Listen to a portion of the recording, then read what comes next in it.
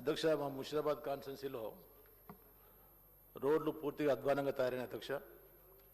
ఏదైతే రామ్నగర్ కానీ, గంగాపుత్ర కాలనీ కానీ, పద్మా కాలనీ, చిక్కడపల్లి ఇలాంటి ప్రముఖమైన రోడ్లలో కూడా ఏరియాలో ఎటు చూసినా కానీ చెత్త కూడా తయారైనాయి. గతంలో ఎప్పుడు చూసినా కానీ ప్యాచ్ వర్క్స్ కానీ ప్లస్ ఇంకోటి వర్క్స్ చేస్తూ రిపేర్ చేసేవాళ్ళు. ఈనాడు అలాంటి కార్యక్రమాలు ఏమి చేయకుండా ప్రభుత్వము పుట్టిన వదిలించినట్టు తెలియపరుస్తున్నాను. ఒకసారి మన ఆర్టీసీ క్రాస్ రోడ్స్ గురించి ఆలోచించినట్టయితే అక్కడ రోడ్లు ఏమాత్రం బాగాలేదు అధ్యక్ష.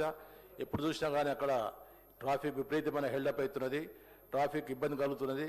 అక్కడ సినిమా హాల్స్ పెద్ద ఎత్తున ఉన్నాయి. సినిమా హాల్స్ వదిలినప్పుడు కానీ పబ్లిక్ ఆగిపోతున్నది. దయచేసి అక్కడ ఏరియాలో కొంచెం రోడ్ డెవలప్ చేస్తూ అక్కడ పబ్లిక్ ట్రాఫిక్ కూడా క్లియర్గా చేసి ఏర్పాటు చేయాలని కోరుకుంటున్నాను అధ్యక్ష. అదే కాకుండా హైదరాబాద్ నగరంలోని సుందర పార్క్ చుట్టుపక్కల ఉన్న రోడ్స్ అన్ని పూర్తిగా అధ్వానంగా తయారైపోయిన ఎన్నిసార్లు అధికారులు చెప్పినా కానీ దాని గురించి ఎలాంటి చర్యలు తీసుకోకుండా ఆ రోడ్లు పూర్తి ఒక్క రోజుకు డైలీ 5,000కి 6,000 మంది వాకర్స్ వచ్చే లాంటి ప్రదేశమైన సుందర పార్క్ దగ్గర ఎవరు పట్టించుకోవడం లేదు.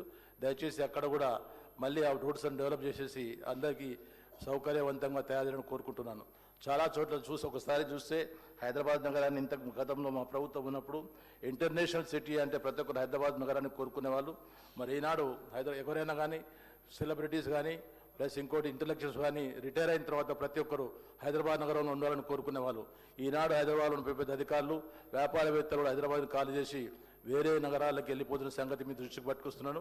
కావాలంటే వాళ్ళ పేర్లు కూడా మీకు ఇస్తానని తెలియజేస్తున్నాను అధ్యక్ష. ఒకసారి రజనీకాంత్ గారు షూటింగ్ హైదరాబాద్ వచ్చినప్పుడు హైదరాబాద్ నగరం ఇంత బాగుంటుందని చెప్పి పొగిడిన రజనీకాంతే కాకుండా మరి చాలా పెద్ద ఎత్తున ప్రముఖులు మరి హైదరాబాద్ నగరం కొనియాడారు. మరి ఈనాడు మా ప్రభుత్వం ఉన్నప్పుడు హైదరాబాద్లోని గల్లీ కానీ ఎటు చూసినా కానీ చాలా పెద్ద ఎత్తున రోడ్స్ డెవలప్మెంట్ చేసిన సంగతి తెలియజేస్తున్నాను.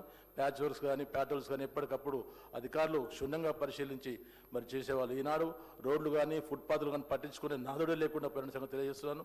ఎంత చెప్పినా కానీ ఎవరు పట్టించుకోవడం. దయచేసి హైదరాబాద్ నగరం ఇంటర్నేషనల్ సిటీ కాబట్టి దీనికి మా ప్రభుత్వంలో ఉన్న పేరు కన్నా మీరు రెట్టింపు పేరు తేవాలంటే చాలా పెద్ద ఎత్తున శ్రమ చేసినా కానీ ఈ హైదరాబాద్ నగరాన్ని పేరు ప్రఖ్యాతులు పెంచే విధంగా పనిచేయాలని కోరుకుంటూ నాకు అవకాశం ఇచ్చినందుకు నమస్తే అధ్యక్ష. నమస్తే. శ్రీమతి సబితా ఇంద్రారెడ్డి గారు.